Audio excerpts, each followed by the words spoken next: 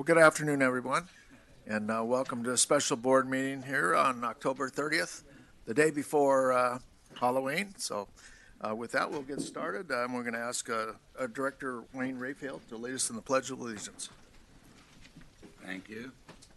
Please join me in the pledge. I pledge allegiance to the flag of the United States of America and to the republic for which it stands, one nation, under God, indivisible, with liberty and justice for all. Thank you, Wayne. You're welcome.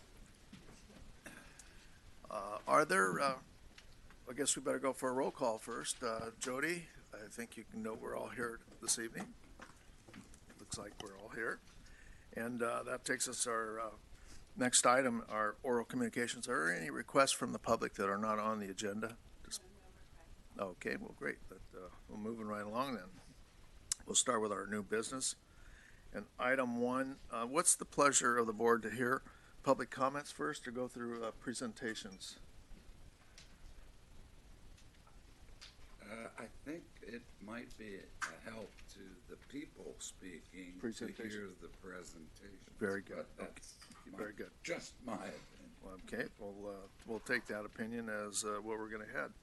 So Rick Shintako, are you going to lead us on the first item of the Doheny Ocean Desalination Project? Thank you, Mr. President, members of the board. This item is a task order number 18 to GHD Consultants to assist with the contract development process. So as you may recall, on October 24th, the board, at that board meeting, I brought forward task order number 2, which recommended Hawkins, Delafield, and Wood to complete the RFQ related, request for qualifications related items related to building or developing the contract, the design, build, operate contract. For the public's sake, our goal was to get the RFQ documents out in the early part of the calendar year 2020. Hence, we're on a fast track to get this done through Hawkins Delafield, and as part of this process, we need technical assistance. So, per Hawkins' recommendation, we're asking GHD to work closely with Eric Peterson, who's the principal of that firm, to develop the quals or the qualifications documents. As you can see on page 2 of the staff report, this would include GHD assisting with the coordination, input, and preparation of materials related to the various technical requirements and components of the project, and the third bullet down, input and preparation of materials on risk allocation for various components of the project, is very important as it relates to our ratepayers. This work would be completed over the next 3 months and with the release of the RFQ package anticipated for January of 2020. That would conclude my staff report. Thank you, Rick. Any further questions or any questions by the board? I'm going to ask that first before we pull public comment. Any questions on Rick's presentation? None. Okay. Then we do have a request from the public, and Stan Williams, if you can come up and give us all your name, address, and all that particulars. Oh, good evening, members of the board, staff. Stan Williams with Poseidon Water. And some of you may recall a couple of years ago we had some discussions about the Poseidon Water process for partnering with public agencies and how it might fit with this project or not. And I think it's 2017 last time we talked about it.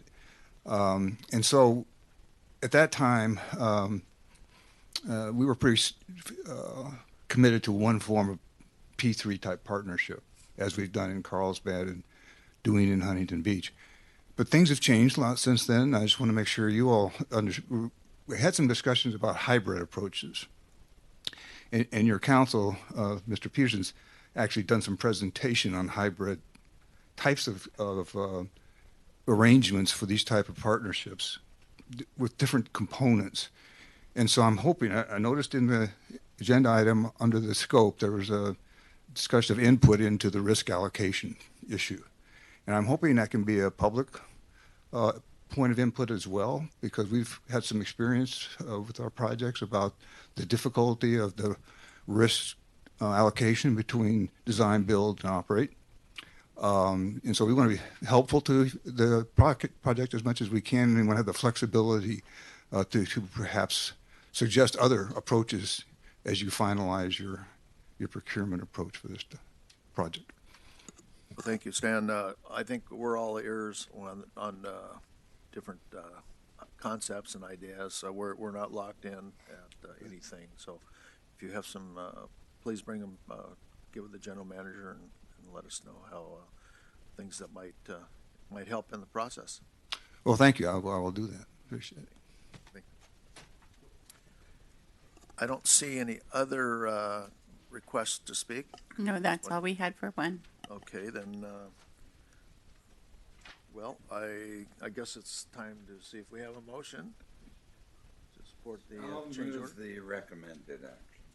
Okay, we have a motion, and I'll second the motion. So we'll call the question. All in favor? Aye. Opposed? So that's unanimous. So that takes us to item number 2 on our agenda. As soon as we roll there, okay. The Ocean Desal project again, and now we're going to have the peer review of the cost estimates. The board has been interested. We've heard some preliminary reviews or numbers over the last 2-3 years, and the board I think early this year thought it would be a good idea for a peer review, a third party look over the numbers to make sure we're on the right track. So that's where we are this evening, and we appreciate one of our colleague firms that are already in the mud or in the slant wells. But I'll let Rick introduce Rich. Thank you, Mr. President, members of the board. Thank you, Mr. President. You covered that very well, and I'm just going to give just a slight bit of historical context on how we got here with Rich Finland. And before I introduce Richard Finland, who is the president of Cal-Am Water, and we're privileged to have him here today to present the peer review of our project here. And I wanted to let the public know as well that it was a little difficult to find a consultant team to do this. So we were privileged that Rich Finland had been leading the efforts in a slant well ocean desal project and had the ability through the Cal-Am company to perform this peer review. And we have a technical memo that's attached to the staff report along with a presentation that he'll be going through. And without further ado, thank you, Rich. All right, so good evening, members of the board. President, thank you for the opportunity to speak today. So my name is Rich Swinland. Again, I'm the president for California American Water. I got a couple of slides. I'll talk about our company in a minute, but just a little bit about me, just so you know kind of my involvement with this. I moved to California in 2010, and back at that time, I was tasked with building the pipeline from a desalination plant that Marina Coast Water District was going to build in Marina, and Cal-Am was just going to buy the water. So I was actually the director of engineering for California American Water at the time. So I've been living this project since 2010. When that project ran into some hiccups, California American Water had to abandon that project, and unfortunately we're still suing the old partners over that issue. But in April of 2012, we proposed the Monterey Peninsula Water Supply Project. And so basically I want to walk you through tonight all of our experiences with what we've learned on almost every aspect of it, and then of course how it relates to cost, and then how it relates to your project, which is very, very, very similar. So without further ado, I'll get going. Hopefully this thing will work. Perfect. So a little bit about American Water, just so you know who we are. We've been around for over 100 years, mostly on the East Coast, but we came to California in 1966. We were the original owner of the Sweetwater Authority down in San Diego. Some people know that, may not know that. We still serve down in San Diego, Coronado, and Imperial Beach. We entered in the Monterey market in 1966 as well when we bought the California Water and Telephone Company, and we've been working on the peninsula ever since then. American Water, we do about 1 billion gallons of water every day. So we know what we're doing. 7,100 employees, and proud to say, we get a lot of awards for running our plants well. We're very proud of that fact. So we're in 45 states. We do basically anything to do with water. But primarily we're a regulated business. And what regulated business means is that in each state we operate in, on this slide, we're regulated by the Public Utilities Commission in those states. So I'm the president for California and Hawaii. I got the best two states in the country. So it's a good deal. But you can see all the other states. I've worked for the company in Kentucky. I built a 20 MGD surface water treatment plant for the company in Monterey, Kentucky, of all places. Interesting how that worked out. And I also built some plants up in Pennsylvania for the company. So I've been with American Water about 17 years total, with a little hiatus in the middle of that to buy an engineering company that didn't go well. I didn't know the recession was happening. Anyway, that's life. Okay, so I've been in California since 2010, primarily working on this. Just so who California American was, just to give you a kind of a scale for us, we do about $70 to $100 million a year in capital every year, just in the state of California. Certainly the Monterey Desal project is our biggest project in the state's history, and we're about $100 million into it right now. Our average demand is 65 MGD. It was 90 when I got here in 2010, so that's the state of where California is. Our revenues each year about $218 million, but last year 178,000 connections, blah, blah, blah, blah, go on. So we serve all the way down Imperial Beach, all the way up to Sonoma County. And for those watching the news, the Kincaid fire, that affected our systems. We've been under PSPS for several weeks now, and we were fully evacuated, but got to give my guys credit. We made water every single minute of every single day during those fires, even while we were evacuated. So real proud of our team for working through that. Certainly we've been in Monterey County working on that water supply challenge for many, many years. All right, so without further ado, let's get into what we're going to talk about tonight. So I put this agenda item, I don't have slides per se on value engineering, but I'll talk about that when we get to the end of it, but just where we've been and how that could benefit you guys. All right, so I'm going to talk about our desal project, how it relates to your desal project, and then we're going to get into the cost. And Rick, I don't know how you want to do it, if you want to do questions as we go or wait till I talk. I'm open to whatever format works best for the board. This is for your information, so however you want to do it. Well, I think if anyone has questions along the way, that's fine. I think it's probably easier. Okay, I'm good with that. Just wanted to throw that out there. All right, so a little bit about our project. I mentioned this earlier. We were originally going to purchase 8 million gallons a day from Marina Coast Water District's desal plant. So I had the privilege of working on the preliminary design from that with the consultants back then. So I got to see their approach. That project was vertical wells with a couple slant wells. That's how that project started. So that's where we had our first foray into slant wells. Unfortunately, I talked about we had a little bit of conflict of interest issue with a consultant and a board member, and so that those project agreements all were deemed void by the court system. After that failed, we proposed in 2012 the Monterey Peninsula Water Supply Project. You'll see that as MPWSP. We originally proposed that as a 5.49 MGD project. I personally did all the cost estimates with help from RBF, who now is part of Michael Baker, right? So Paul Finley, many of you may know that name. He and I worked on all the cost estimates that went into that original application for that desalination project. We applied to the commission in 2012. We finally got an order from the commission. And when I say commission, I'm talking about the California Public Utilities Commission. We got an order, unanimous decision, approving our project and all of its cost in September of 2018. Okay, so basically a lot of the information today is on what we've been doing and what we've been learning over that time.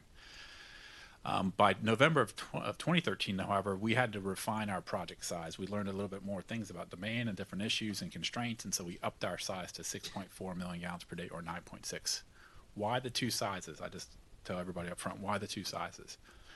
There was growing concern amongst a lot of the stakeholders on the Monterey Peninsula that a big desal plant wasn't the best solution, and they wanted us to look at a recycled water variant. And so both sides provided evidence. Ultimately, the commission decided for us that a 6.4 MGD plant with this 3,500 acre feet per year Pure Water Monterey project, back then it was called Groundwater Replenishment Project, now it's called Pure Water Monterey, that was the best overall solution. So the commission did order us to do that. We signed a water purchase agreement with Monterey One Water, who's developing the Pure Water Monterey project, for 3,500 acre feet per year. That project is maybe 99% done. It's under construction. They're supposed to start delivering water to the basin hopefully November. Okay, but that's that, and we know all their cost. Part of the process with the commission was they had provided their cost. I rebutted some of their costs because I thought they were low, and so I wanted to tell you I've got a lot of experience with the cost on this project because that's what I've been doing for the last so many years.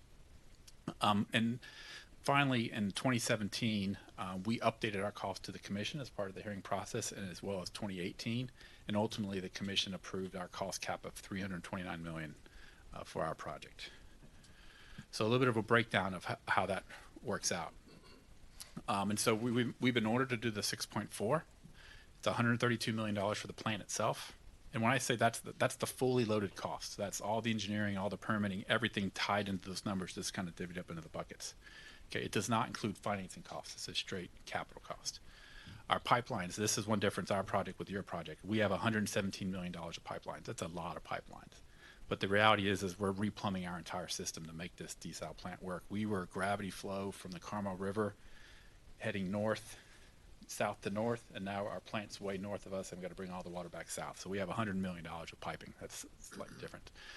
But the intake wells and brine return, that's $80 million. So that's the 329.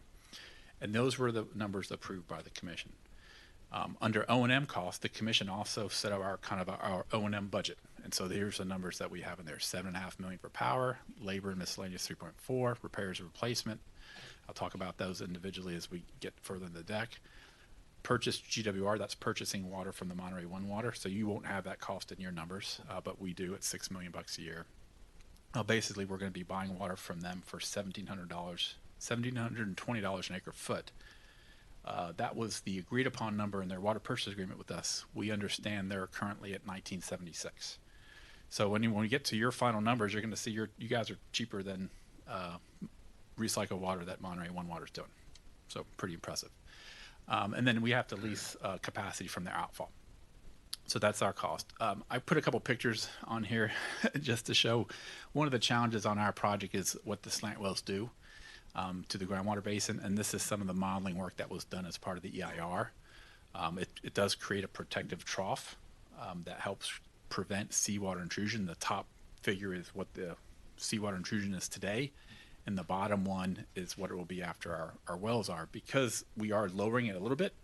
But the line is flatter, and flatter lines in groundwater modeling means less flow, and that's a benefit to the basin. All right, so your project, Doheny Ocean Desalination Project, it's initially sized as 5 MGD. It's going to be expandable potentially up to 15. You're using slant wells just like we are, and your brine is being discharged with the wastewater just like ours. So very, very similar projects. All right, so how did we do this? How did I come up to try to comparison? So remember, I'm not a consultant per se. I'm a president of a water utility, and so I'm just kind of giving you peer review of what I thought your project cost would be if I was looking at it for my application, right? So what I tried to do is we have bid out most of our work. Not every dollar, but we've bid out most of our work. So the design build, we have a design build contract for the desalination plant itself. We bid that out.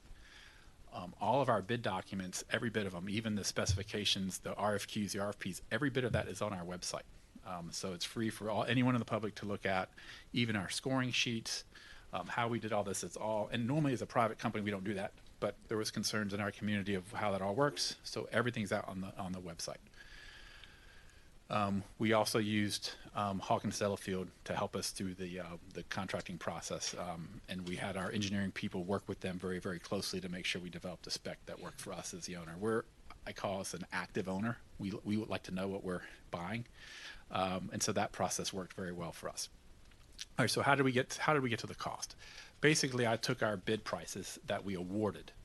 Not only did we bid all this work, we awarded all this work.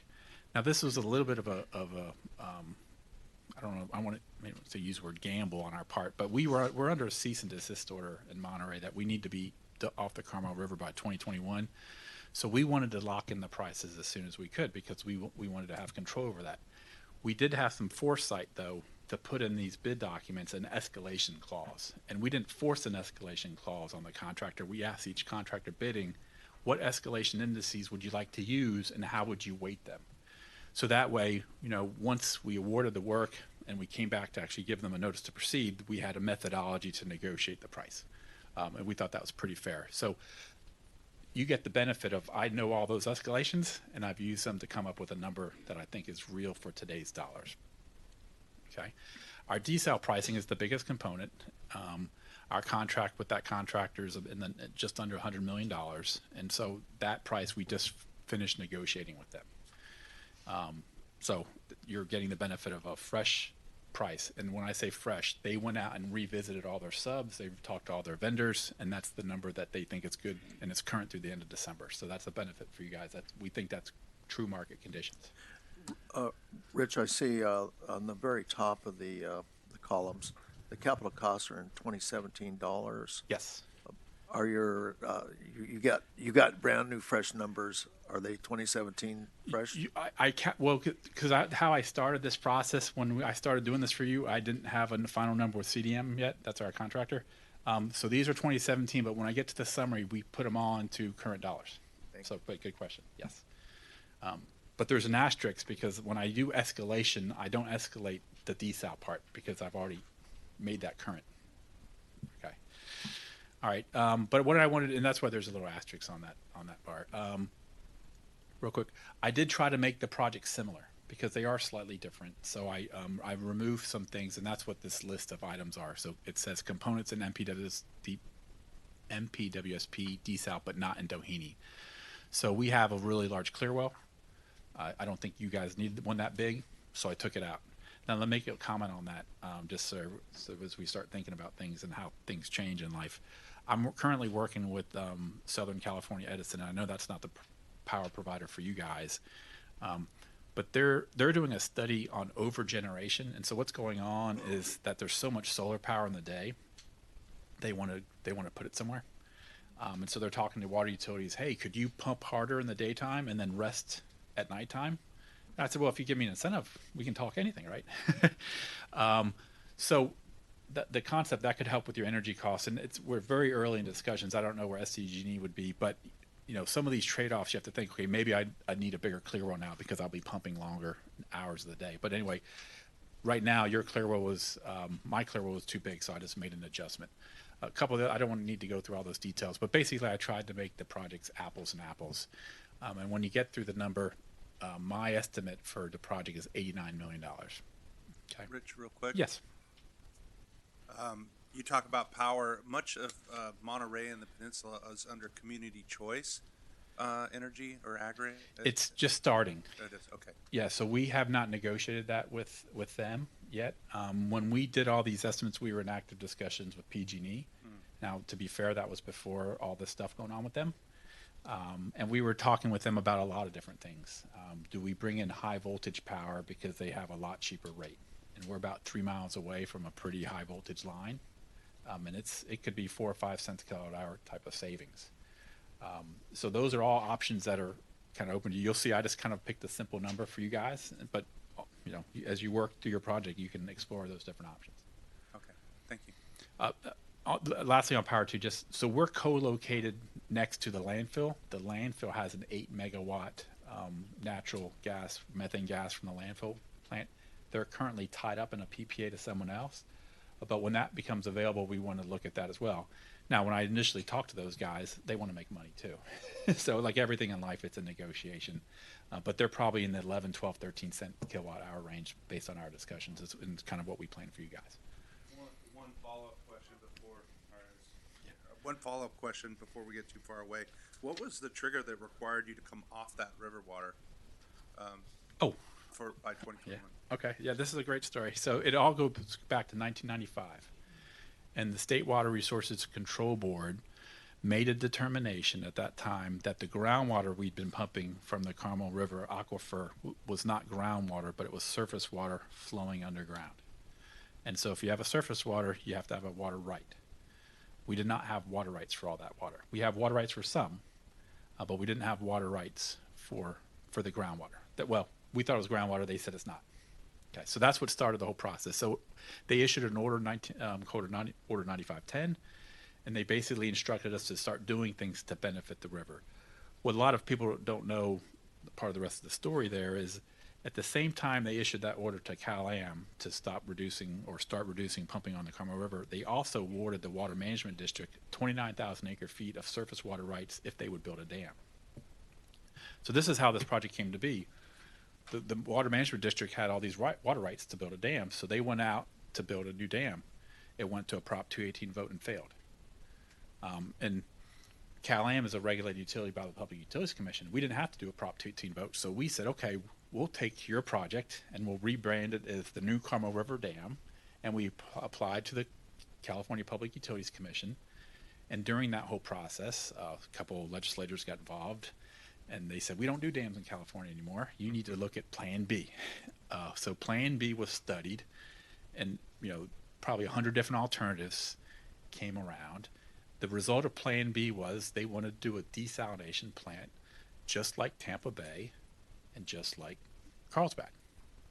Basically co-locate a desal plant next to a big power plant. And the benefits were you have all the water for intake, you have all the water for discharge, and you have cheap power. That's the philosophy, right? So we proposed, I know I'm going way offline, but this is the history of how we got to it. Well, it's interesting to me. Yeah. So, Okay, for the benefit of me, I'm thank almost you. done the story, but we proposed the Coastal Water Project back then, and that was going to be a desal plant next to Moss Landing, do basically an open ocean intake type of plant. In the approval process of that plan at the commission, they made us look at two other alternatives. One was buying the water from Marina Coast, and that was the project I talked at the very beginning, a combination of vertical wells and slant wells. Another variant we looked at was an all slant well project, and we looked at that open ocean intake project. There's an approved EIR for those three projects in equal. When we started working through all the local politics, the Marina Coast Regional Desal project's the one that won out. And so that's why we have kind of abandoned the model, if you will, at that time. So that's the history. That's how we got to where we are. Thank you. Last point, though, in 2009, the State Water Resources Control Board got tired of lack of progress. And so they put us under a cease and desist order. And the cease and desist order is pretty tough. No new customers. We haven't added a single new connection in Monterey since 2010. So when you figure out how to spend $329 million and you have no new customers, it's pretty tough on existing customers. So that's one of the things when I try to talk to the state regulators about this, you got to be careful what you ask for, because sometimes things take too long. And if you didn't take as long, you wouldn't have that impact to those customers. But that's where we are now. The original deadline was 2016. Because the old project failed with the legal stuff, we got in a 5-year extension to 2021. And we're trying to meet that deadline as we sit here today. So sorry, I'm from the South, so I can go a long time if you ask me a question. All right. I failed to mention this on the Tampa Bay project. The original project on Tampa Bay, it's a 25 MGD open ocean intake project. The original project had some startup issues. It went out for rebid, and to basically fix the pretreatment. American Water won that contract combined with Acciona. So our folks have been running that project for about 25 years. And how that relates to us in Monterey as well is Eric Sabolsi, who was one of the startup guys for us at American Water on that Tampa Bay project. He was my operations manager in Monterey during the development of all these projects. So we leaned on him pretty heavily to make sure we specified the right materials, make sure that, because he knew all the things that didn't work on the Tampa Bay project and made them better. Unfortunately, Eric's not with us any longer. He chose to go work for another firm, but we got the benefit of his expertise while he worked for us, and so he's part of the results of this project are because of his input. All right, so 89 million, so it's a little bit higher than the estimate that GHD had back then when they did the initial estimate for you. But when we look at all the other components, you'll see how it builds up, and we'll get to a final number. So I'm continuing on capital cost. Oh, let me go back. Sorry. So the raw water pipelines and brine connections, we have bid all that work out ourselves. There's a couple components that we hadn't bid out, and so when we haven't bid out, I carry a higher contingency. You'll see that on the next slide. And on the slant wells themselves, we bid all that out. We actually got 3 bidders, 3 drillers, and so we're real proud of that. We ended up awarding to Bort Longyear. So they're chomping at the bit to drill these wells for us. They did drill a test well for us. And part of the process with them, we actually gave them money up front so they could build a bigger machine, a bigger dual rotary machine, so that the next time we drill these wells, it can go better. they got a good machine. I hear it's on display in Las Vegas at some big construction trade show. They're bragging about it. So anyhow, that's a benefit to anyone else who's going to do a slant well, that there's some better equipment out there to do these wells. We did do a test well, so we learned a lot. I know you guys did a test well as well, but yeah. Anyway, so those costs are all based on pretty much actual bid cost and awarded cost. Just as a background, when we were preparing all these costs and working with the staff, we looked at other variants and alternatives. Like I looked at the average of all the bids and all that kind of stuff. In the end, we were able to go with what we awarded and just escalate it. But we looked at a bunch of different variations just to got to do a truth check on all the numbers. So feel pretty confident of how it worked out. Okay, so now we start adding up all the other stuff. So we know there's capital costs for construction, but you have to engineer it, and you have to start up, and you have to do all these other things. So how we did this, basically the design, engineering, and startup, 16.1%. That's the cost we saw in my project. So I just carried that same cost for you guys. I think GHD maybe had a little slighter, different estimate at the time, but they kind of did the math a little bit differently. But in the end, we're all going to cover the cost to do the project. Non-desal engineering and construction management. So there are some parts of the project that aren't desal, so those still have to be engineered. And so I put 15% to cover for that. Contingency. Because I've awarded all this stuff, I don't have a ton of contingencies in my mind. I mean, but I still have some. Like any good, project manager, you need to have a reserve for some things that pop up. 8.6% is kind of an oddball number, but that's a weighting of what we've awarded versus what we haven't awarded. And so we're carrying about 5% on contingencies for the stuff that we've awarded. And then for the non-awarded stuff, we're still carrying 20% because we haven't all bid it all. And so how that works out with where we are in our process is 8.6. So I just kind of kept that number just to build up a contingency based on what we know and don't know. The land number comes from you guys, just working with your staff on basically where you are. We just plug that number in right there for you.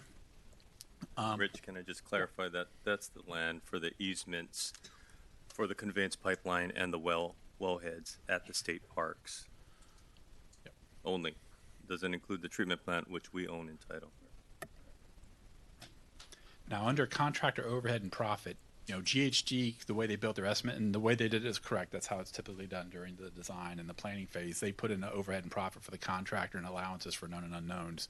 Because we are awarded, I didn't cover all that because that's already built into my prices. Okay, so you can see we have nothing there, and they have that about $15 million. So when you add all that up, the most probable construction costs I came up with were $114 million versus their number at 102. Now we have to escalate to 2020, and this is where it gets kind of interesting. So their number, using the GHG number and using common escalation of 3.3%, you add another 10 million to them, you get them to 112 GHD. But for us, my desal plant is current. Okay, and so I just escalated the remaining items. So that's why my escalation number is only $4.5 million. You add it all up, I'm at 118 versus their 112. So not bad. I mean, pretty tight actually when you think about it over this time frame. And then we use certainly a high-end estimate, 120%, 85%, because there will be market conditions. It will be somewhere in there. That's our estimate.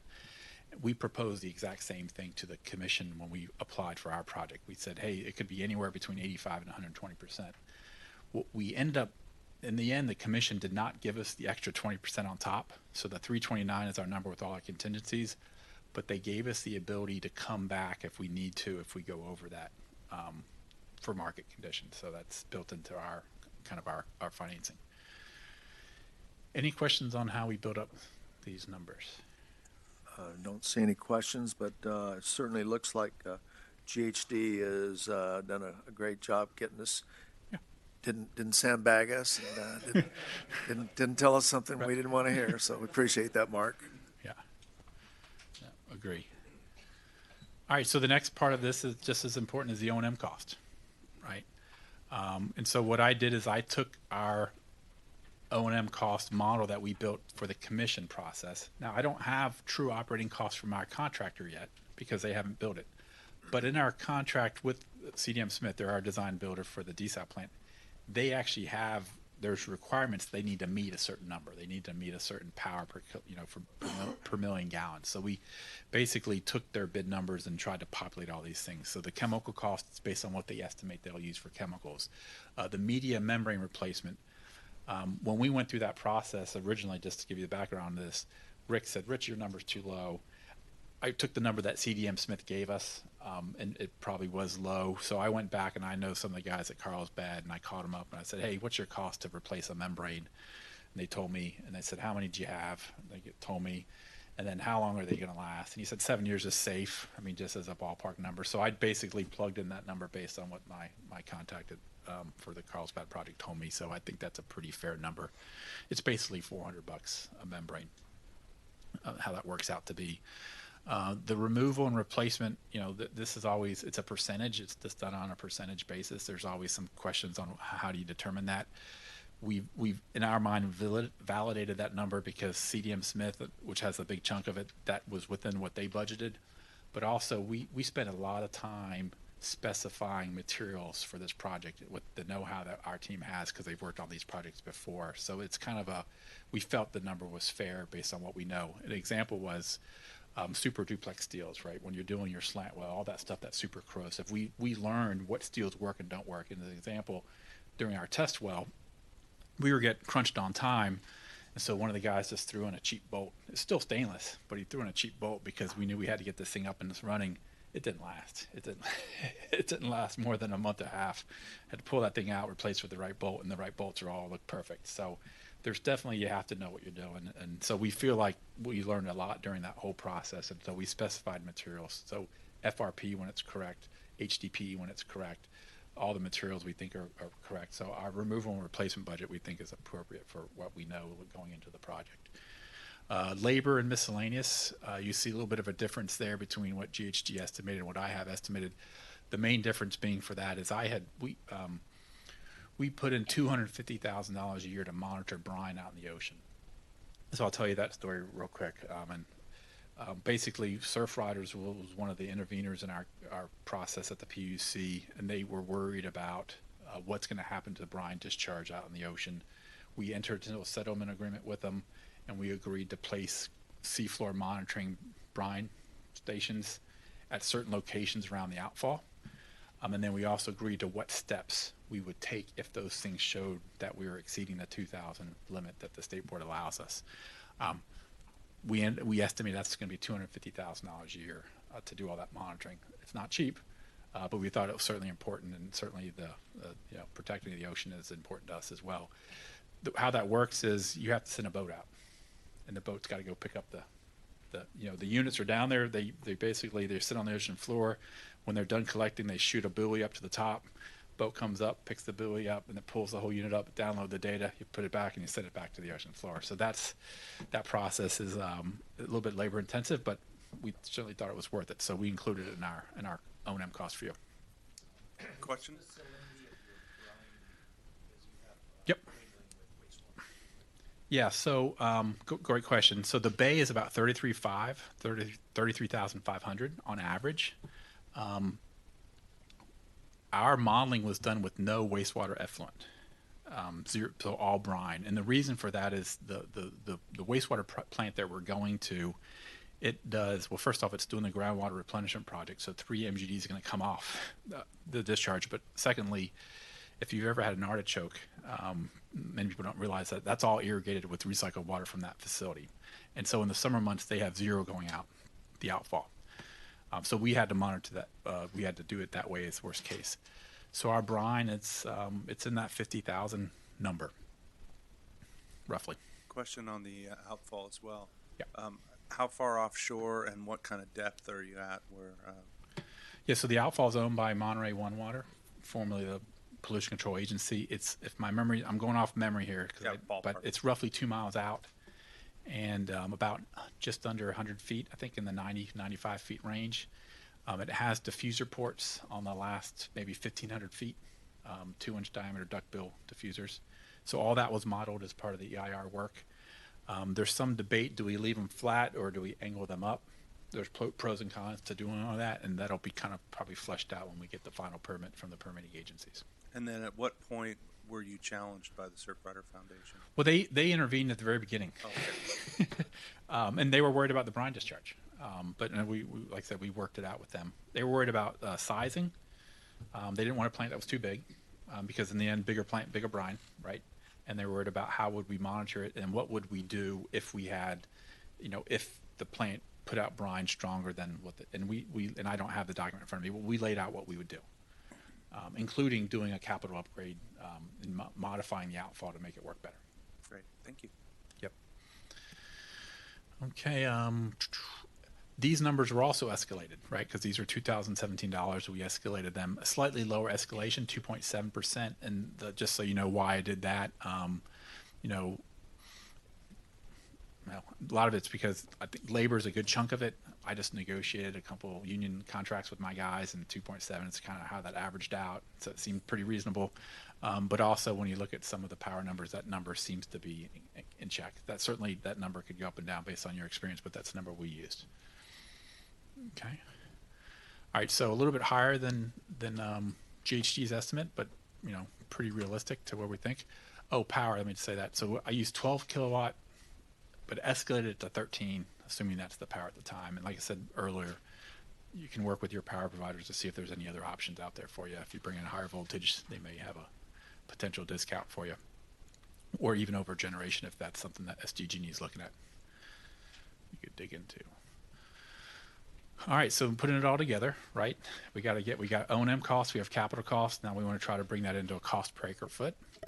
I used the 1.9% state revolving fund financing, 30% for over 30 years. Excuse me. I assumed 18.3 million, and I think there's a couple of different grants going on there that make up that number. If my memory is correct, 8.3 for one and 10 for another. I did not use any, because I don't do municipal financing. I do investor-owned financing, so I didn't play anything with debt coverage or reserves or any other stuff that you may have to work on yourself. And I did not include asset depreciation. In our financing models, we have to include the depreciation of the assets and rates. And then this does not include any cost you've spent to date, because I didn't know how to handle that exactly. So when you add it all up, I know it does include the MET rebate of $475. So when you add it all up, it's capital cost, and that works out to be a financing cost, interest and payment, right? O&M added up, divided by your supply, $5,300 $5,300 is your supply. That's assuming about a 95% run rate on the plant. Okay, so a little bit of a cushion there. $1,805 per acre foot.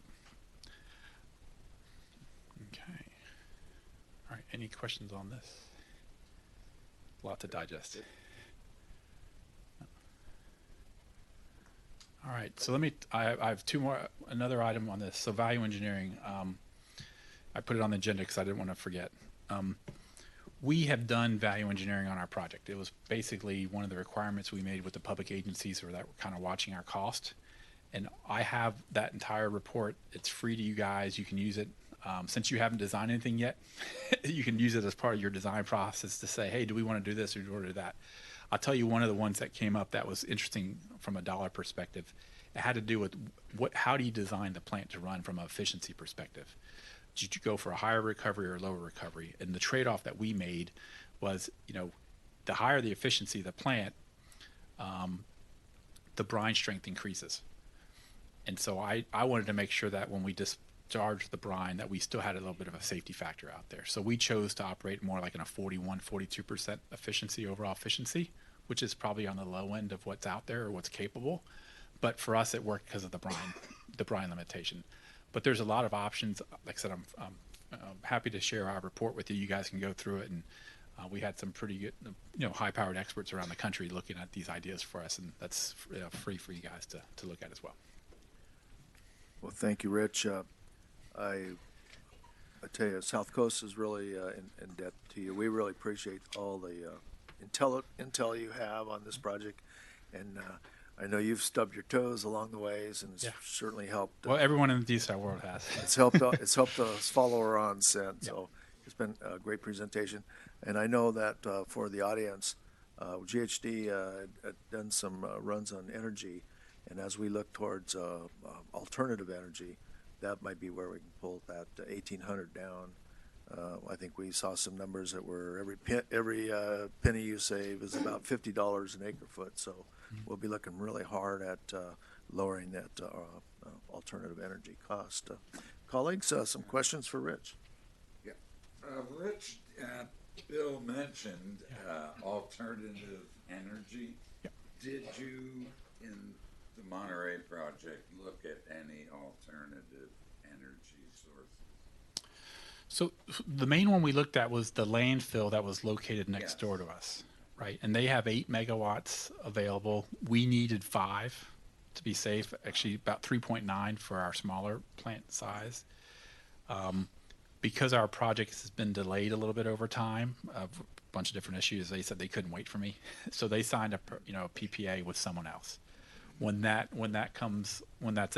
over, certainly we'd be willing to talk to them. We were worried about, certainly we were very, very worried about the cost of power, but we're also worried about the quality of power, just because where our plant was located. So we spent a lot of time and effort making sure the quality would get there. And we had some good discussion with PG. Quality and reliability are two concerns, I think. Yes. With alternative sources. So, Yeah. Yeah, let me add this. We did not design the plant for 100% backup power, because the way our facilities are going to be set up is we have this big aquifer that we're pumping in. We're going to run the plant pretty much steady state at a high capacity for a while, and we have the ability to inject desalination water into the aquifer. So if there's a power outage, I can make it a couple days. And that, of course, now you all know we're living the PSPS events, and certainly Monterey is subject to those. So we did not provide backup power for the full plant. We did provide backup power for the control building and the SCADA systems and for the high service pumping. So if I've got a big clear well, I can still pump out for a little while. But we didn't go into that level of detail because we thought that was too redundant. Because in the end, we are trying to watch cost as well for our customers. thank you. Yep. Doug, Dennis?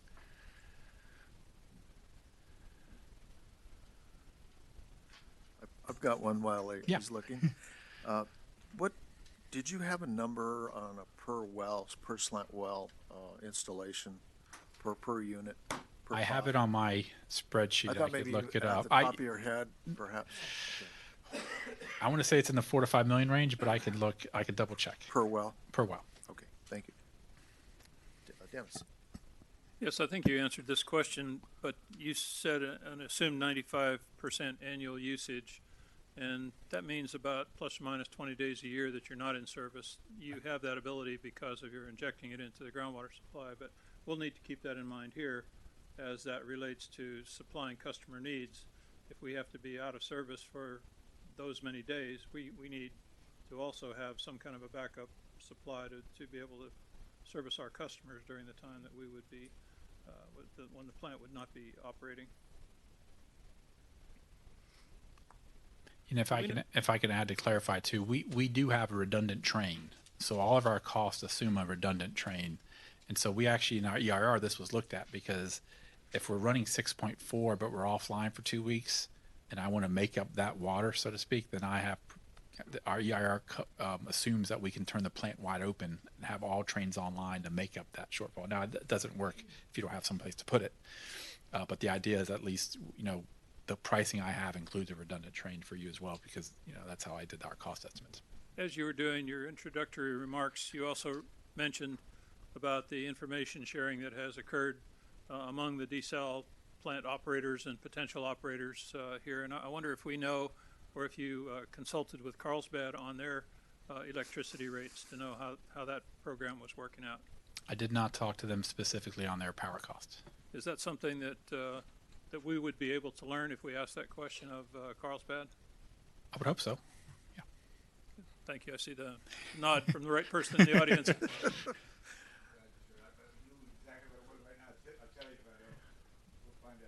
Thank you. Thank you, Stan. I would point out the one difference on the Carlsbad versus what we're proposing, and it's going to be the pretreatment. So our pretreatment, because we're using the slant wells, it's a little less energy intensive than what Carlsbad has. Not that they did anything wrong, it's just they have a different source water quality. So you have to make sure you look at that when you're comparing numbers. And what was the pretreatment assumptions that were made for Doheny Desal? So I use what we used, which is we have pressurized filter designed to remove iron and manganese. And the only thing I tweaked on that was the loading rate. American Water, we tend to be a little conservative. I didn't So I bumped it up for you guys to more traditional loading rate, but that's basically that's the cost that you have built in your model. Now, that's just a costing model. What you can find is that cost can cover a bunch of different pretreatment options for you based on what your quality would be. Did you select to do green sand filtration or use pure flow technology, or can you share with It us was what it wasn't green sand per se, but it would function like a green sand. So basically a multimedia pressure filter. Thank you. Well, I'll open up a little bit. I know we have quite a few experts in the audience here. We have folks from Santa Margarita Water District, MODOC, as I'm scanning the room, obviously Poseidon, I see IDEs here, and others. I probably missed a couple of people, but any questions from any of these folks that might, you have some background, you might want to throw a curveball? You may got guys Since we're smarter than me out there. since though. we're in the World Series here. Yes, sir, Art? Early on in your presentation, you mentioned the difference between certain bolts. Yep.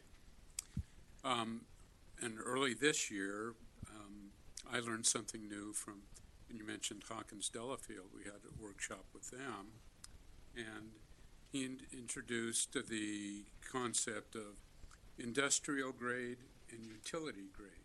I'd never heard that before, but I'd like you to do a little deeper dive into, there's profit motive in every contract, regardless of what the contracting and project delivery method is. Mhm. Profit motive is there, and so there is always the temptation to try to enhance profit. But when you're worrying about sustainability of operation, there is a tension. So how did you work that through? So we assembled the best way to say it is, we're a very active owner, right? So we assembled an internal team of experts in American Water and some consultants to put together our RFP document. And Hawkins Delafield was part of that team as well. And so we were very, very specific. We were very specific on loading rates. We were very specific on material types. And that's what the base bid was. So all bidders had to bid on what we wanted. Now, we didn't want to lose out on the concept of some good ideas. So we asked them as part of the bidding process, tell us ideas that you think could save us money or things that you could maybe last longer, so we can evaluate that as part of the bid package. And remember, all that is out on the web, so you can see everything that we did. You can see the results and what people proposed on. But in the end, we want what we want. So even when we negotiated our final price with C.D.M. Smith, we then said, well, we don't like that idea, even though you're the selected firm. We don't like how you did that. We want you to do it our way.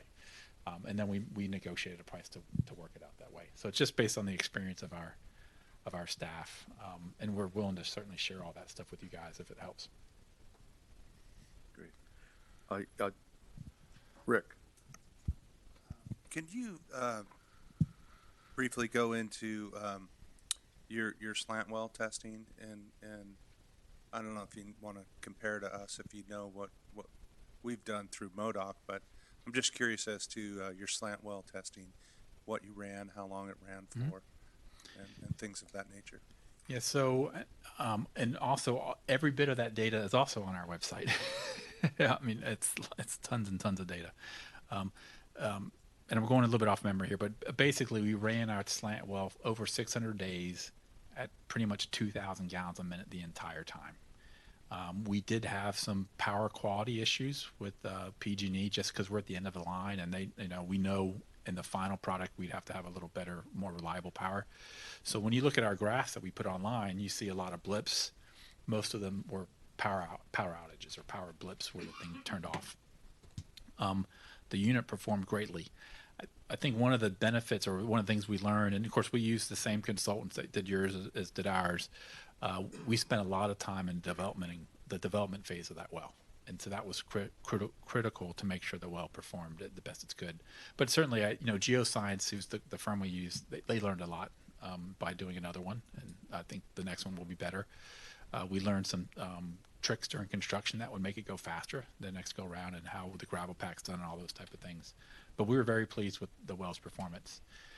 Very pleased with the equipment. Other than the bolt I mentioned, pretty much everything worked out. So 600 days of running. So pretty impressed with that. Dennis. Yes, can you describe a little bit for us your project management team and how you structured that project management as an active owner? Yeah. If we were to play that role as an active owner, what kind of team members would we have in that group that would be managing the project? No, so great question. So we have a little bit how American Water, my California American Water team is structured. So I was at that time the vice president of engineering. The vice president of engineering who's in that spot now, he's pretty much actively involved in the project. So it does take a lot of his time, but it's the most important project for us. We have a local engineering manager who's in Monterey as well. And then we have an assistant engineering manager. The assistant engineering manager, pretty much all he does is work on this project. The engineering manager there is probably in the 95% range. So those are internal folks. Then on top of that, we have people that help with all the budgeting and the forecasting of cash and all those type of things that are working on the project pretty much daily. And then we have a whole host of consultants. And we couldn't get it done without the consultants. So the consultants are a big part of this as well. For that project, AECOM has served as one of the main consultants for us, and part of it's getting through the permitting phase. We haven't started construction yet. When we get to construction, then we'll transition. We have some internal American Water folks. That's all they do is construction management and construction inspection for us. But we'll also lean on our consultants to help with that task as well. The contract management, once Delafield had done their work, did they play a role at the back end of the project as well? We're not quite done yet. So when we have an issue, we call them up and they help us. That's kind of how we're structured right now. Thank you. Jody, do we have a microphone for the audience? By just the general manager of Santa Margarita, Dan Ferens, has a question or comment. Thank you. Thanks for inviting us. Well thought out report. Only question I had was, obviously Santa Margarita has not the same coastal presence that South Coast does, and we're a few feet higher up in elevation. So what's the assumption coming off the $1,800? Is this at the fence line, and at what HGL we're talking about? So I'll tell you what's in the cost here, and then they can extrapolate. Our plant, so we're located, so basically when I did the energy cost, I used what we did in Monterey. Okay, and then they'll probably have to tweak it for them. But we have slant wells at sea level. Our plant, desal plant, is located at elevation 100. And then our high service pumping gets us to a grade line of just over 500. So that's kind of built into the energy cost, horsepower, if you will, needed. If you're over elevation 500, then yeah, you've probably got to add that into yours. In our Monterey service area, we serve all the way up to 1,200, but that wasn't in those models. That's covered somewhere else. Yeah, I'll just add a little bit to that. In our Doheny estimate, we had assumed product water pumps just delivering essentially to South Coast service area, around the 400-foot kind of general head mark. Yes, Stan. Yeah, I submitted a speaker slip, but I don't need to speak. I just want to ask a question. I just want to make sure I didn't get left out here. One of the things in this business, we're always comparing projects, and other people are comparing projects to try to figure out what makes the most sense for each water agency. And one of the things I have to try to explain to people, even in my own office, is the difference between the acre-foot cost of the Monterey project versus other projects. And looking at your information tonight, it seems to me the pipeline is a big component of that. Is that what the major difference is, you would say? That's one of the major ones. If you looked at our desal plant cost, it's probably in line with other desal plants around. But we have, we have that pipeline cost. And then the question when we put estimates out in the PUC process, we didn't know what financing we'd ultimately get. So the way it works for us, just so you know, in case you see different numbers, is we have to notify customers on the worst case scenario. So the numbers you see for us are our worst case scenario. We want to do better than that because our customers expect us to do better, but we have to tell them that up front. So so the financing is a big part of that project as well, what we end up getting. We certainly think the 1.9 is available. That's what the state board's saying, and that's a huge part of that cost as well. Which just reminds me to congratulate the district for getting an invitation for WIFIA. I think that was a great mark for the project. We're in the same boat on Huntington Beach, and we're having to recalculate some of our cost estimates based upon that, not because we get the money, but because the requirements that go along with it in terms of the steel and other issues. That's not incorporated in this analysis. That's correct. Yeah, okay. So the biggest difference I see in the numbers, like we saw from MODOC last year, and GHD's numbers and your numbers are not in the capital side; they're in the operations side. So, as I understand it, how would you characterize the difference between your calculations on O&M? I know some of it's based upon new information, like on the membranes, but that actually lowers the estimate. So is it the labor side and the monitoring is the biggest issues? Probably. I mean, all the assumptions they're gonna have all that stuff when I give them all the raw files as well, and they can probably answer that maybe a little better. But my purpose was to take my project and try to make it 5 MGD to give you guys a benchmark. So that's how I did it. Yeah, I might want to add to that. It is part of it is on the labor side. We did when GHC did their first set of estimates, and Mark can expand on this. It was a lower FTE count, but it was looking at different conditions. So, Mark, but we did not assume that the plant would have to be manned 24/7. So we don't have that's why we went a little bit lower FTE, full-time employee equivalents on there. So that was one of the assumptions we made, which may still hold true. We'll just have to see how it goes. So another comment I had, and Director Erdman already beat me to it, is that I think you have to assume a little bit lower productivity rate. What we found, of course, in Carlsbad is there are unexpected things we find on these projects. So you have to build in, I think, a little bit of contingency into, in your case, you have a different situation. We can go down and not deliver water to Water Authority as we have done when we had the red tides, and they didn't need it, and so there wasn't any impact.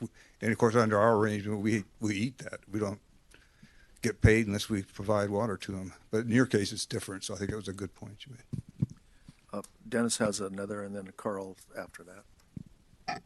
Thank you.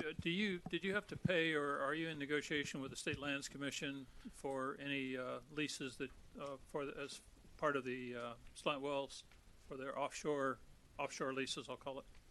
We are. I don't remember that exact number, but it's in our labor and miscellaneous category where we cover that up. I know based on what they charge you for the test well, I think that number is pretty reasonable, but we'll see what it is when you have all the wells out there.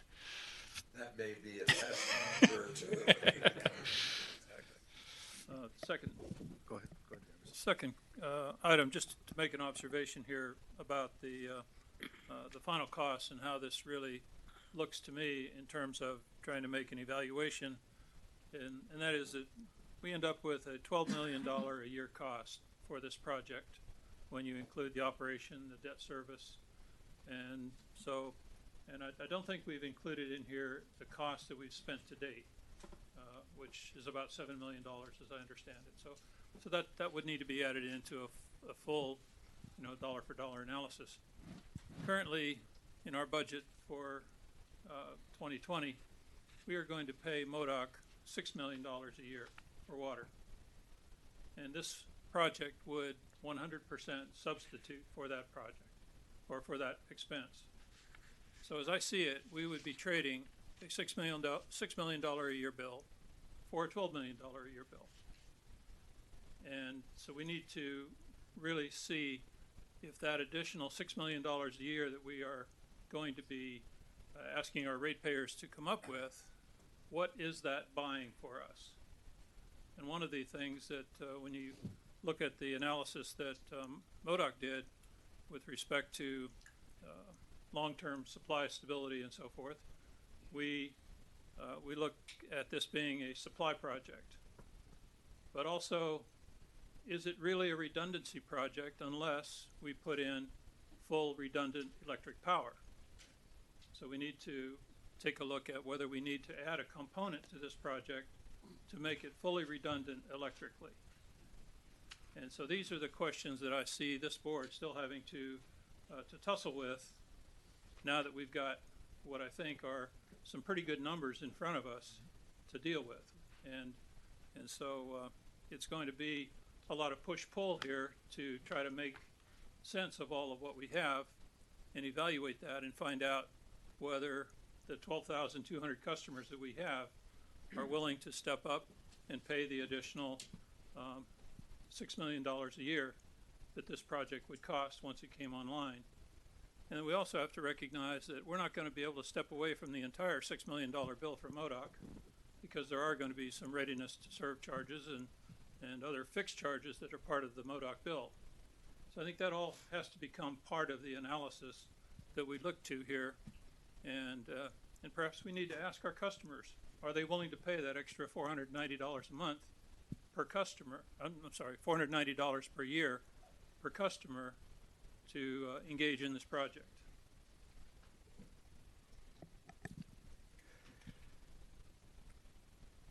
I have a couple of thoughts. One, two, and I agree. We definitely need to revisit those, but I just wanted to make sure I'm seeing this right, and someone else can speak on my behalf. But the $12 million might be misleading, because that's before you apply the MET rebate, which is another $2.5 million of rebate. So I apologize. That's how it's shown here. So you can take off the $2.5 million for the MET rebate, and the grant amount. Not that I'm being optimistic here, but there's 18.3 million. We're still in the process of applying for more. But yeah, I mean, I think that's the main component that's missing off of that. Also, not in direct response to Director Erdman's comments, but I'm a little delayed. I've been hearing things, and I just wanted to make sure that the record is correct.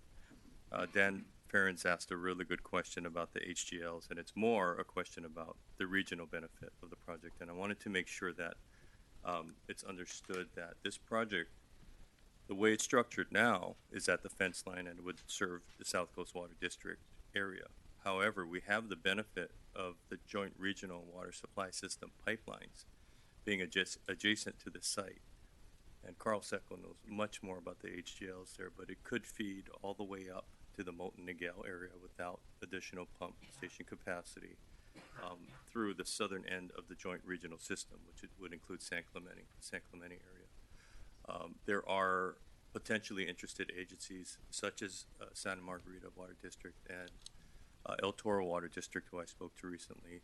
El Toro would need to install their own infrastructure, pump station capacity, but I want to make sure the public understands that it does have that potential regional benefit of feeding the joint regional pipeline, which could serve a pretty large proportion of South Orange County without significant pump station expenses. And Rick, if I could add one thing too. This topic was brought up a couple weeks ago at the coffee chat when a member of the public asked about the kind of impact of the monthly bills and percentage-wise increases. Even if we were looking at the $1,800 per acre foot, for your typical household, the tier 2 household, we're still just looking at, that impact is about a $10 per month impact, or about a 9% increase in their typical monthly expenditure for water. It's the simple analysis where we take the overall, what they'd pay with their taxes and all that, and break it down on a 12-month basis. And we had presented similar numbers before in a workshop with a range of dollars per acre foot. So that $1,800 per acre foot was one of those numbers we had shown before. And just to refresh everyone's memory, it's about $10 per month type of a number. One comment I would like to make. The old numbers showed 1,500 plus or minus per acre foot, but that was before escalation, which is 3% times 5 or 6 years. So there's really, the 1,800 is pretty much right on what the old number is, escalated. Doug? I just don't see how you get $10 per bill unless you're also taking a part of that and applying it to the property taxes, which even though you're paying the property taxes once a year, you're still having to pay the property taxes. Because if you're looking at 1805, I looked at the MODOC rates for 2020 and 2019, and they're at about $1,050 an acre foot. So you're talking about a $720, $725 difference. I think we're looking at about 1,200 escalated of the MODOC rate, but it's that's general the simple math. If you're using that number, you're looking at about $25 a connection. And when you look at the MODOC or the MET rebate going away, you're talking about $16. Yeah, but I don't think it's per connection. We looked at this. We looked at a tier 1 rate, a tier 2 rate, a tier 3 rate, HOA, resorts. We did all this. That's where the numbers came out. We did it in a workshop before. Maybe we should have a workshop on that. My concern is the area under the curve. That much better. We talked about it before, the area under the curve, what we're paying versus what the MET rate is, and that's what we're having to pay additionally for desal. I have another question that I just wanted to clarify. In the Monterey project, you show the desal plant being $132 million for the 6.4 MGD. Yes. And for the 9.6, you had $141 million. That's about a 7% difference to go up by 50% capacity. Yep. And then you look at the O&M costs, and you're buying water, and it's actually $3 million cheaper. Are you building the 6.4 or are you building the 9.6? We're building the 6.4. That's what the commission ordered us to do. Okay. Even though the economics didn't always work out. Okay. I was just curious because it looks like it pays itself off in 4 years to get 50% more water. Okay. It's 6 years of a hearing process. That's where we ended up. And can I respond? We will definitely bring that back in some workshop forum in terms of the area under the curve, because we do need to get understanding of that. So a couple of other things I wanted to clarify on the brine modeling, because to the benefit of all the audience here, we went through it through a previous board workshop, but the current understanding going through the regional board models, et cetera, is that we wouldn't have to make significant upgrades to the existing Sakwa outfall. So we don't have those significant expenditures that others may be experiencing. That's one of the other benefits of this project. Would you agree to that, Mark? And also mitigation costs, we did want to include that. So when Mark and GHC had done this initial cost estimates, there were a lot of variables that we were unsure of with state parks and the land values, costs of mitigation after the EIR was completed, including the 100% carbon neutral. So a lot of those factors were included into this analysis as well. So we wanted to make sure we were very current on that. Rich, I would like to ask you a question, and it's a little bit of in your business. Okay. What was your final acre foot number, and can you share how much you went on environmental? On the environmental. So we're going to be between $4,000 and $5,000 an acre foot, all in. And your EIR and all the We environmental. spend over $12 million on the EIR. And the legal. It's in the same range. Okay, very good. Yes, sir. Could you pass the microphone? Thank you. Hi, Rich. Quick question to kind of follow up on Bill's question there. Because either Doheny or Callahan will be the first subsurface intake really gone through the process under the ocean plan amendment for desalination. What do you anticipate the cost for the permitting on getting your MPDS permits and your water code determinations, as well as any coastal commission? Well, I guess you're in the coastal commission process. I don't want to open that wound too much right now. But specifically the water code determination process and checking all the OPA boxes. And what contingencies you have built in terms of schedule drift that may arise as you go through that process, and she'll be possibly the first one. Yeah, so I don't have a great answer, unfortunately. So the way we did our budgeting is we basically have we budgeted a 20% implementation cost in our overall $329 million, and that's the pool of money that's paying for all those things. And right now, we're within the budget we has kind of established to do that. By the time we get to the end, will 20% be enough? I don't quite know yet.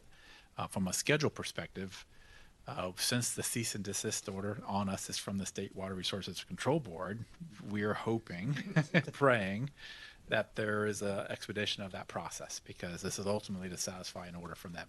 Yeah. And we keep pushing. But to be honest, like I said, one of us will be the first, and it's hard to know how fast that's going to go. Thank you. As you did your value engineering, what did you see the primary benefits of the value engineering to be? Was it more of building in the reliability of the project because of your careful selection of materials, or do you think it was in cost reduction because of methodology of construction, those kinds of things? So the reason we entered into the value engineering is, I didn't go on all the details, but we entered into a governance agreement with all the local public elected officials, because they were worried that since we were a privately owned company, that all of our costs would not be shared with the public. And part of the negotiations for doing this governance agreement was we agreed to do a value engineering study where we would let them be a participant in that study. Ultimately, we did the entire study. We didn't actually change a lot. I mean, very, very little. Because we went in with a good, robust design that worked to be pretty good. We have a list, I brought it with me, probably 70 items, and we looked at all sorts of stuff, everything from what kind of fence goes around the property to what kind of process we put in the plant. In the end, we chose not to elect anything, to be honest. Now, we did we had the foresight during the bidding process to bid multiple different options so that we would have some flexibility when we awarded. So a good example is, after the RO process, you have to remineralize the water, and there's a couple different proprietary products out there. So we looked at 3 of them, and we had the bidders propose on all 3, and then we did our own evaluations to pick one. But in the end, we there's only, of the list we have, we probably did 2 or 3 of the items. Some of them were electric, and some of them were safety. So the value, it is a good process, don't get me wrong, but we did it more because we wanted the public agents to see that we weren't gold plating this thing. Just so you know, because I'm an investor-owned utility, I make more return the higher the capital cost. So some people were of the opinion that I would gold plate this thing so I make more money, and that's not how we work. I have customers too, right? I don't like getting those calls about the bill, so I don't. But that's the perception, right? So that's part of why we did that.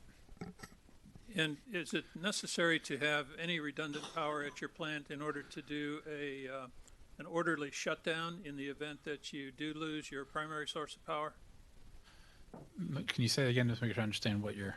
What I'm thinking about is, do you need a certain amount of standby power to be able to successfully shut the plant down if you have a total loss of power, in order to pickle the RO membranes or whatever it is necessary to do to bring the plant to a successful idle? Yes. Yeah, so we have that. We didn't provide backup power for the high horsepower feed pumps that drove the high pressures to the membranes, but we have sufficient backup power to do most everything else. But until we got line power, we wouldn't be cranking up the plant full. But like I said, we could run the labs, we could run SCADA, we could run certainly run the high service pumping, and so we had a generator that could do all that. So when we laid out, and our drawings are online, by the way, our 60% design, I think, well, I know our 30% designs are online. We're willing to share how we laid all that electrical stuff out as well.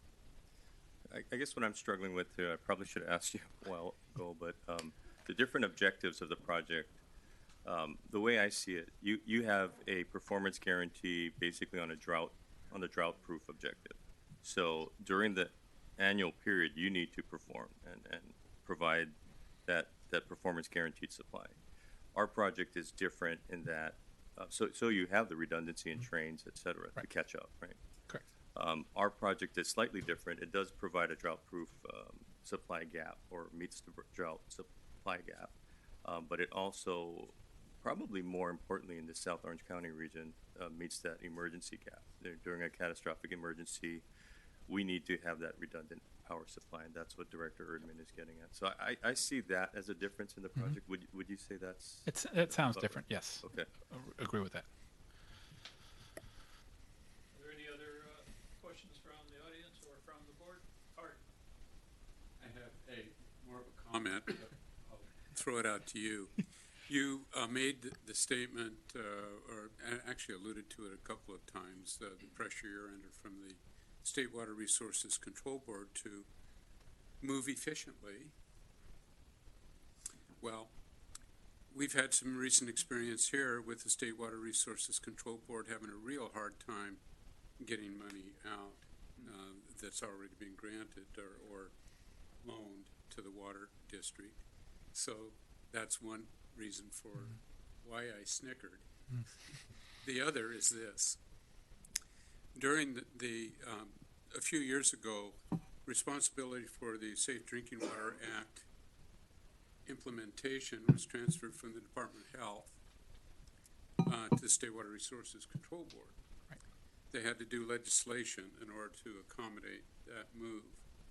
The comment was made during one of the meetings that I was at with the Aqua State Legislative Committee. It would be better to give that responsibility to the DMV than the State Water Resources Control Board. So that's definitely a case of the pot calling the kettle black. I do want to clarify. I don't want to rationalize, but I want to clarify. The state had a tough time getting the money out because of a financial software upgrade that they were doing. So. That made it feel a lot better. Well, to not to pile on to the state, because I love the state, right? We did receive $1 million grant for the test well back in 2013 that we're still waiting payment on. So that, yes, unfortunately those things do happen. Yeah, and my point, I hope it wasn't misunderstood. My point was they're going through that upgrade. They got us the money. There's no hard feelings on that, but we do build that into the sensitivity analysis. So in terms of the time of reimbursement, that's built into our cash flow analyses moving forward.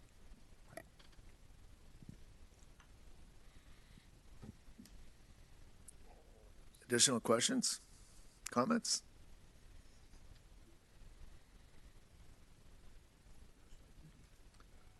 Or nothing by staff? Okay. Rich, we really appreciate you coming up from San Diego and sharing all your intel. So thank you so much for being here. Glad to help. Thanks for Thank you. including I me know in this isn't the end of our questions, but thank you for Nope. tonight. Appreciate No it. worries. I'll stick around. This is fascinating stuff. So Great. okay. Well, with that, the meeting is now adjourned.